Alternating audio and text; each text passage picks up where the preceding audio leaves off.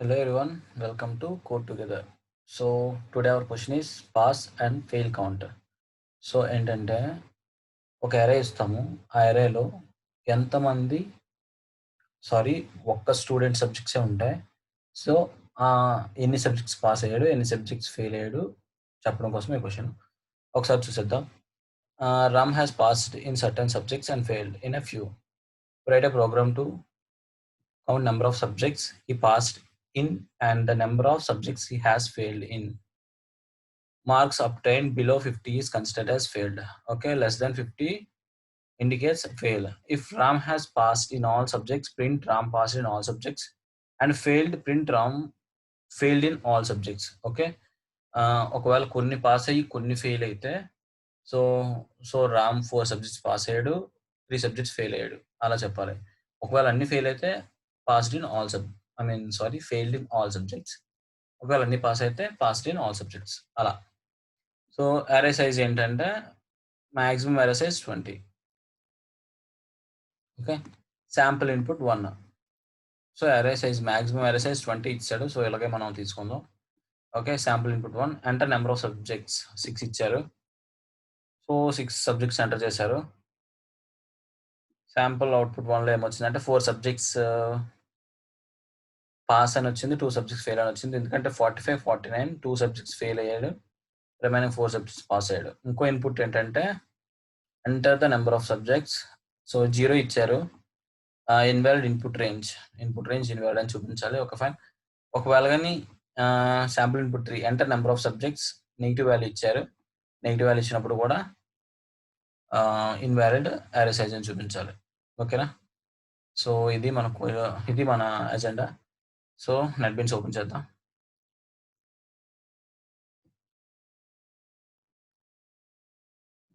So కొత్త class create తీసుకుందాం.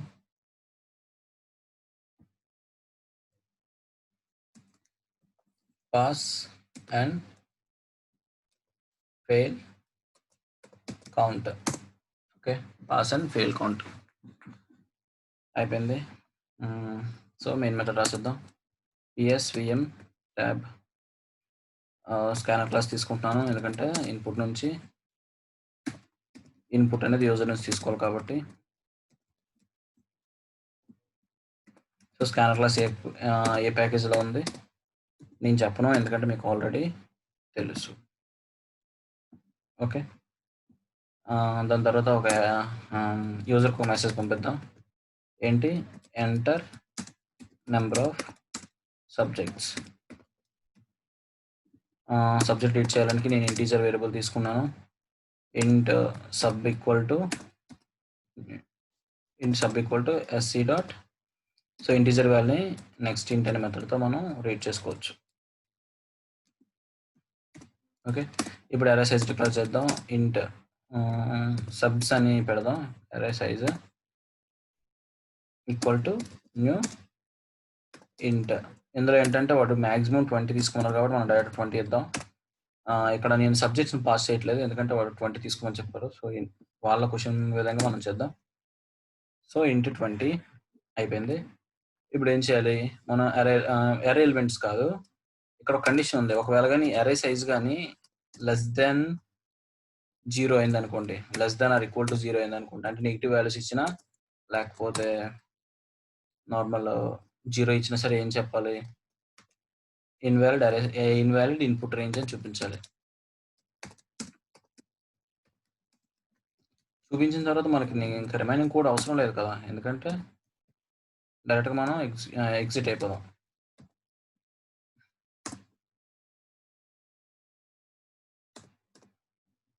ఓకేనా? అయిపోయింది. ఒకవేళ ఎర్రర్ సైజ్ గ్రేటర్ దెన్ 0 ఉంటే, గ్రేటర్ దెన్ 0 ఇంకా ఎల్స్ కండిషన్ రాయట్లేదు, డైరెక్ట్గా రాసేస్తాను. రీడ్ చేసేద్దాం. For int i equal to, ఇక్కడ ఒక మెసేజ్ ఇద్దాం. S out enter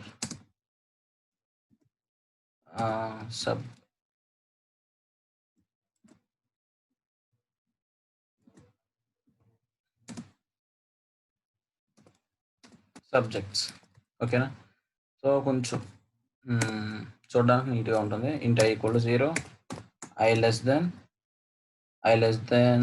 subs dot length, ఎందుకంటే అరే సైజ్ మనది సబ్ కాబట్టి length i plus plus. So అయింది. దీని తర్వాత ఏం చేయాలి, రీడ్ చేయాలి. రీడ్ ఎలా చేస్తాం, subs of i equal to sc dot next ఇంట్. రీడ్ అయిపోయింది. అండ్ ఒకవేళ ఇక్కడ ఇచ్చిన వాల్యూ కానీ నెగిటివ్ వాల్యూ అయింది అనుకోండి, సబ్స్ ఆఫ్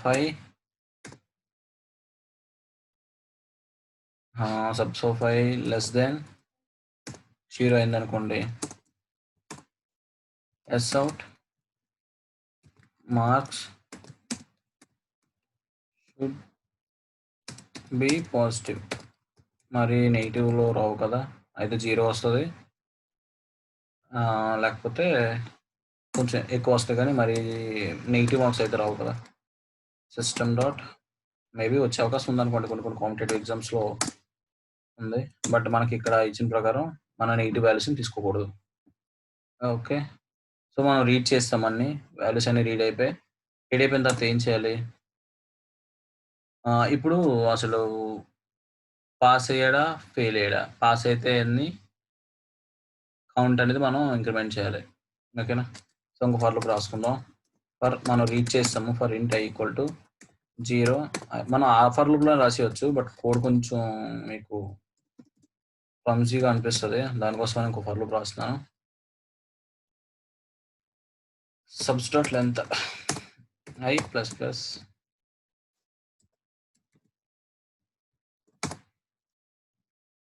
ఓకే, సో ఇప్పుడు ఏంటి, నేను ఒకటి తీసుకుంటున్నాను, ఏంటి దీనికంటే కొన్ని 2 వేరియబుల్స్ తీసుకుందాం, అంటే కౌంట్ కూడా మనం ఇంక్రిమెంట్ చేయాలి కదా.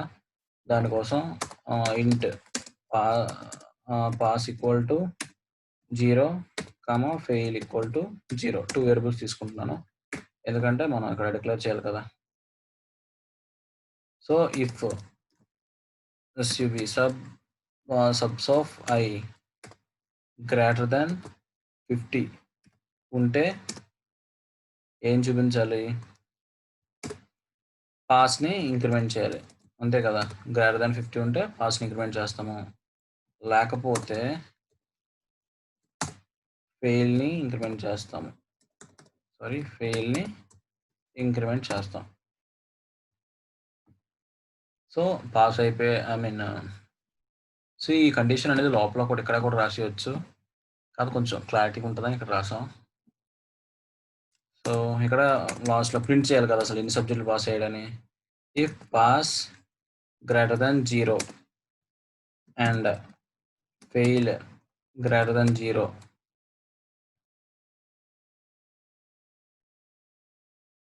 రెండు కండిషన్లు అయితేనే, అంటే రెండు కండిషన్లు అంటే ఏంటి అంటే ఫెయిల్ ఉంది పాస్ ఉంది, రెండు కౌంట్లు ఉన్నాయి అంటే అప్పుడు ఏం చేయాలి, so Ram past,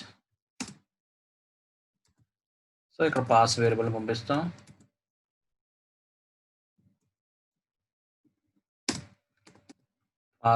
Ram past subjects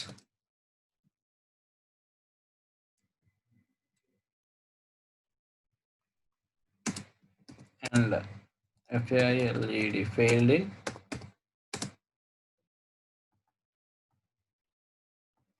in fail.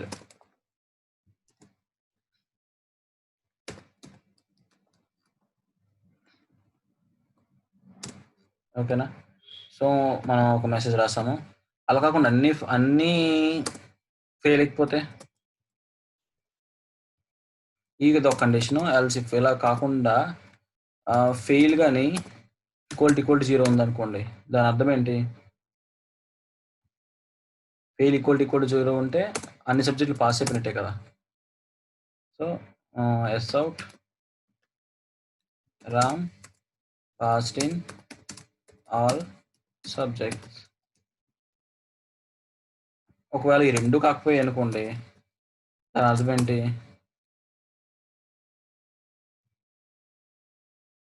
Yes out Ram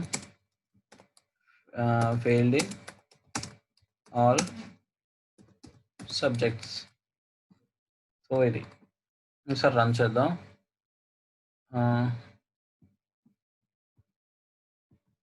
ఒక నిమిషం ఉండండి. నేను వాల్యూస్ కాపీ చేస్తున్నాను.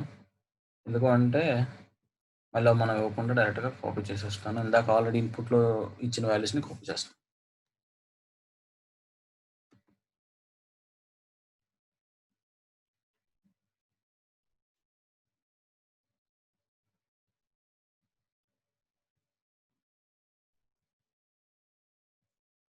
Okay, enter number of subjects. ఇందాక ఎన్ని ఇచ్చారు? 6 ఇచ్చారు వాళ్ళు.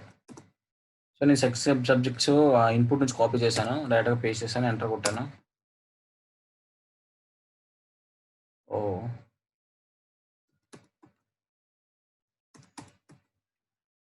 సారీ, తీసుకోవట్లేదు. నార్మల్గా చూద్దాం. కాపీ చేసిస్తే తీసుకుంటుంది, బట్ ఎందుకు తీసుకోలేదు? 1 2 3 4 5 6. ఓకే, మనం ఇక్కడ ఎక్కడ కండిషన్ రాంగ్ రాసాం, ఎర్రర్ వచ్చింది. ఓకే ఓకే, కండిషన్ ఏంటి రాంగ్ తెలుసా? మన సబ్స్టార్ట్ లెంత్ అని పెట్టాం. సబ్స్టార్ట్ లెంత్ అంటే ఎంత తెలుసా? 20. సో మనం ఎలాంటి టైంలో ఏం ఇవ్వాలంటే సబ్ అని ఇవ్వాలి. ఓకేనా, సబ్స్ ఇవ్వకూడదు. ఎందుకంటే సబ్స్లో అంత ఆడు మాక్సిమం 20 తీసుకున్నాడు కదా, మనం 2 1 అనుకుంటాం, కాదు. సో ఇక్కడ ఎర్రర్ వచ్చింది, అంటే మీ ఎర్రర్ కాదు అది, అంటే 20 వరకు రీచ్ చేసేస్తుంది. ఇక్కడ కూడా సబ్స్టార్ట్ లెంత్ పెట్టకండి, ఎందుకంటే మనం మాక్సిమం లెంత్ అయితే అంత పెట్టాం కానీ మనం సబ్జెక్ట్స్ అయితే తీసుకోలేదు. ఓన్లీ మనం కొన్ని సబ్జెక్ట్స్ మాత్రమే తీసుకున్నాం. సో ఇప్పుడు రన్ చేద్దాం. ఓకే, సో ఇలాంటి దగ్గర ఎర్రర్ వస్తుందని చెప్పి అలాగా క్వశ్చన్ కూడా మీకు ఇలా మార్చిస్తారు. సో మీరు మాక్సిమం సైజు 20 తీసుకోవాలి. అలా కాకుండా మీరు నార్మల్గా అలా సబ్ అని అందులో పంపించారనుకోండి, వాళ్ళు క్వశ్చన్ని వ్యాలిడ్ చేయరు. చూసారా, కాపీ చేశాను, అయింది. Ram passed 4 subjects and failed in 2 subjects. బాగానే ఉంది. ఇప్పుడు మనం 0 వాల్యూ ఇద్దాం. ఓకేనా, 0. సో ఇన్వాలిడ్ ఇన్పుట్ రేంజ్ ఇచ్చాడు. ఇప్పుడు మనం 5 ఇద్దాం, మధ్యలో నెగిటివ్ వాల్యూస్ ఇద్దాం. -8. So mark should be positive. Fine, బాగానే ఉంది. ఇప్పుడు అన్ని సబ్జెక్టులు ఫెయిల్ చేసేద్దాం. 5 1 2 3 4 5. Ram failed in all subjects. ఇప్పుడు అన్ని కూడా పాస్ చేసేద్దాం, అంటే కొంచెం అన్ని ఎక్కువ ఇద్దాం. 90 ఇద్దాం. 99 99 99 99 99. So Ram pass in all subjects. So that's it. Okay, hope అర్థమైంది అనుకుంటా మీ అందరికీ. సో నెక్స్ట్ రేపు వచ్చే క్వశ్చన్ వచ్చేసి ఒకసారి చూసేయండి. రేపు మీరు ఒకవేళ మీరు ట్రై చేయండి. ఒకవేళ మీకు ఆన్సర్ తెలిసినట్లయితే నాకు కమెంట్ సెక్షన్లో మీరు మెయిల్ ఉంటుంది, మెయిల్కి పోస్ట్ చేయండి. So holes in a fish bowl. So Stiffy plans a game to teach her students about vowels. There are 5 students. Stiffy places 25 slips of papers in a fish bowl, where each slip contains a word. Each student has to take 5 slips and count the number of vowels in each slip and write it in a paper consequently. The points are given as below. So ఒక్కొక్క word వాళ్ళు ఒక 25 words ఉన్నాయి. 25 వర్డ్స్ని 25 స్లిప్స్లో పెట్టారు. ఆ 25 స్లిప్స్ని ఒక fish బౌల్లో పెట్టారు. So ఒక్కొక్క స్టూడెంట్ ఏంటంటే 5 స్లిప్స్ పిక్ చేసుకోవాలి. ఓకేనా, 5 స్లిప్స్ పిక్ చేసుకున్న తర్వాత ఒక్కొక్క వర్డ్లో ఎన్ని వోవెల్స్ ఉంటాయో అన్ని వోవెల్స్కి డిఫరెంట్ పాయింట్స్ ఉన్నాయి.